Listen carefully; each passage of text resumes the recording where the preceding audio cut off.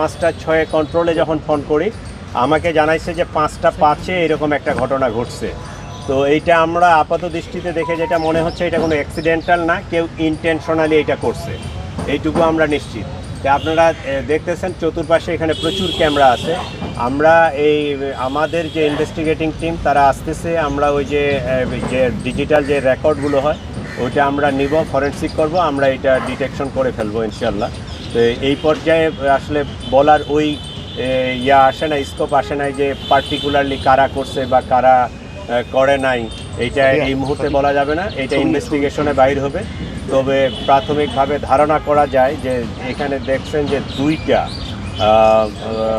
Portrait পুরানো হয়েছে। একটা হয়েছে বিগত সরকারের যে সরকার প্রধান ছিল ফ্যাসিস্ট, তার যে একটা পোর্ট্রেট করা হয়েছে এইটা, এবং ওইটা পুরাইতে গিয়ে সম্ভবত কবুতরের কিছু অংশ আংশিক পুরানো হয়েছে।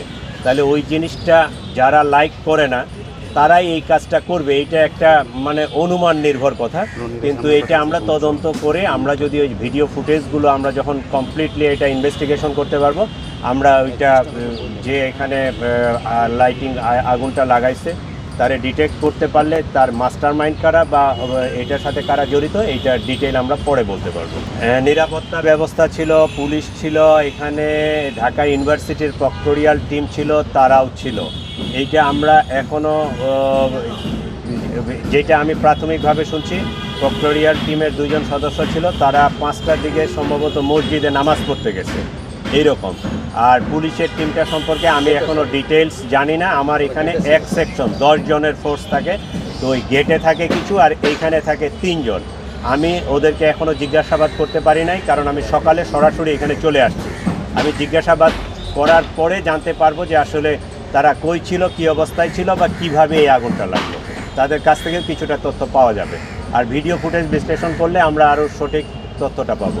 এটা অবশ্যই একটা কমিটি করব আমরা, এবং আমাদের ওই যে সাইবার টিম যারা এই ফরেনসিক নিয়ে কাজ করে তাদেরকে অলরেডি ইনফর্ম করা হয়েছে, তারা টিম চলে আসবে এই সিসিটিভির ফুটেজগুলো সংগ্রহ করার জন্য, তারা কাজ করবে এবং আমরা একটা তদন্ত টিমও করে দেব।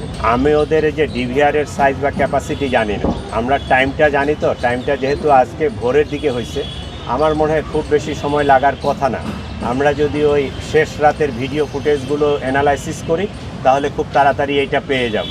যেহেতু ঘটনার সময়টা জানা গেছে, ওই সময়ের আগে পিছে আধা ঘন্টা বা 1 ঘন্টার ভিডিও ফুটেজগুলো, সব সিসিটিভির ভিডিও ফুটেজগুলো যদি আমরা অ্যানালাইসিস করি তাহলে আমরা পেয়ে যাব। ধন্যবাদ সবাইকে।